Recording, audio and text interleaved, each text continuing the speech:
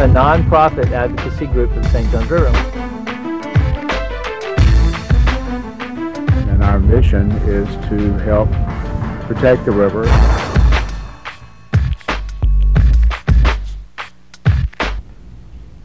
Hello and welcome once again to the St. Johns Riverkeeper show, the most exciting half hour on television. I'm Jimmy Orth, the host, one of the hosts, I should say, of the show. I'm the executive director of St. Johns Riverkeeper, and I am here with Kelly Savage, our outreach coordinator. And welcome to the show, Kelly. Thanks for having me today. And Kelly's been on here before to talk about some of the wonderful things that she's doing for St. Johns Riverkeeper in your river, and we will talk about those a little bit later. It's going to be a really exciting show, talking about resources for getting out and learning about the river, getting to know the St. Johns.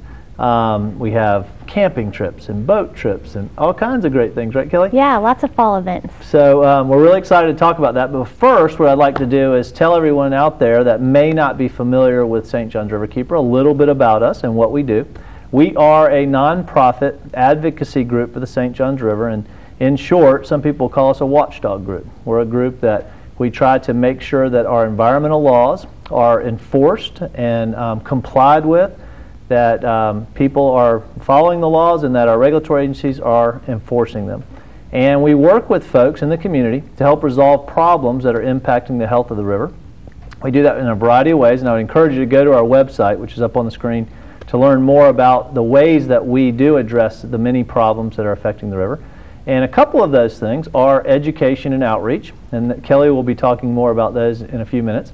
But before we get to that, Kelly, I'd really like to show a video which I think hopefully captures very briefly what we do. And actually this video that we're about to show was done by our two interns we've had this summer. They did a fantastic job. We actually had them on the show last month, so if you saw last month's show, they did a wonderful job. If you have not seen it, you can actually see that show on our YouTube channel. So if you go to our website, that you can then go to our blog, and from the blog we have a link to our YouTube channel which has the old shows that we've done, and those kids did some wonderful videos. So without further ado, let's go ahead and show this video and let the folks out there see what fine work these kids did.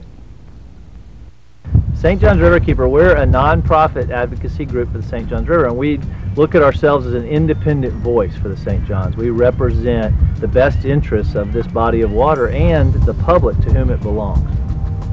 St. Johns Riverkeeper is an organization which I'm very proud to be a board member of. Our mission is to help protect the river and make it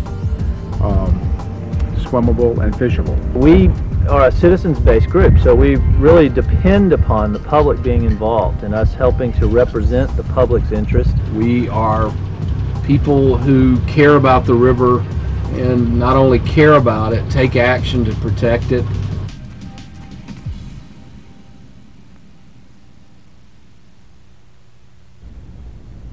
Well, I hope you enjoyed that video. I think the kids did a great job. That was done by Tori Daly and Bryant Joseph, who were our interns this summer. They're both students at Douglas Anderson High School in Jacksonville, and I think just did a fantastic job. They also, as I mentioned, did a lot of other videos for us, including the intro to the show.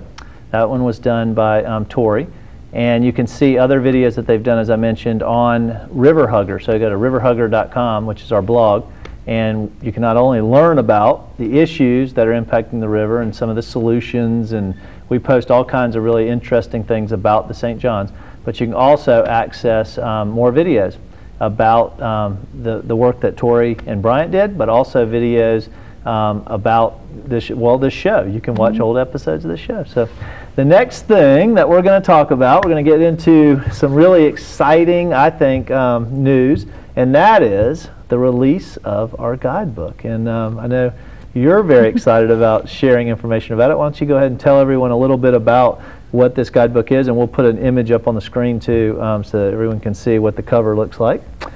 Sure. Well, this is our new guidebook, Get Your Feet Wet, and it's a list of some of the common species you would see when you go out to parks, and along with 45 parks from Palatka North. We picked the best parks that we could find with the best amenities.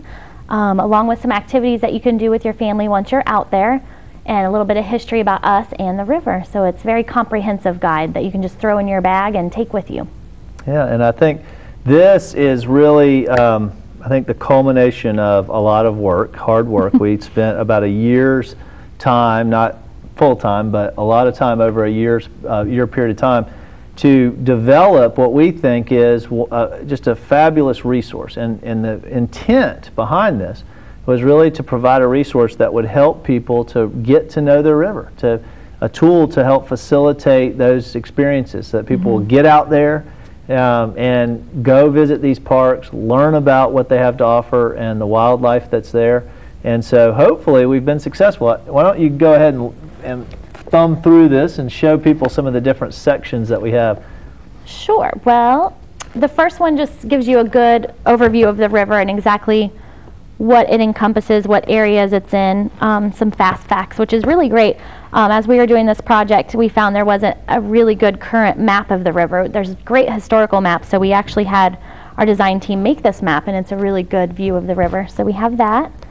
And then we have a Let's Get Ready section, which shows you everything you can pack in your bag before you go, which is really important because you want to know where you're going and what kind of things you would need, and some different things that you might bump into when you're out there. So we have a little checklist of stuff that you can bring with you. Yeah, and Danielle, our education director, who actually unfortunately left and moved to California, but she helped develop a lot of that, putting together a list of things that you may encounter when you're out there, as far as like things to look out for, what to do if you get dehydrated, or if you have a scrape or a bruise. There's some real good, I think, just tips on how to manage that situation if you do encounter it. Just what we're trying to do with this guidebook, I think, is really provide as much information as we can so that people feel really comfortable going out. They feel like they're prepared. They feel like they're prepared with what to bring, what to be prepared that they might see when they get there, as far as wildlife, like you mentioned, and then also what amenities are there, so that there's no real, I mean, there's always going to be surprises, and I think that's the wonderful thing about nature. Yes. But to make you feel like more comfortable, that you're ready to go and really immerse yourself in that experience. And Florida has such a different natural area than anywhere else in the country, so I think if people aren't familiar with it, or they're from a different area, they're new to Jacksonville, they're not really sure what to expect once they get somewhere. So this is a great book for people like that, just to really get to know the area and see the beauty in what we have around us. So that was definitely the goal in making the book. And also, so kind of overcome that maybe apprehension you might have if you're not really an outdoor enthusiast. It's really geared to all of those folks, all of you that maybe you're not this, hardcore outdoor enthusiast, but you do want to get out and explore, and you maybe don't know where to go. It's got a great section on that. Definitely. We spent a lot of time researching the parks that we wanted to include in this book. In Duval County alone, we have the largest park system in the country, which is great, but I think a lot of us are not really sure where to go and if there's going to be a restroom when we get there. And so we really wanted to research and put all the information about the wonderful parks we have that are connected to the St. Johns River and really make them accessible for everyone. So we made symbols of what you can do once you get there and where it's located. Some of them are off the beaten path, so we made sure to have websites or directions or anything like that so people could get there. And then we also listed activities you can do with your family once you're there. Each park is different, and so we wanted to kind of customize your trip to those parks. And I think that's something important that you said, that it's access to the river, but also I think what we need to realize is the river is much more than just the main stem of the river.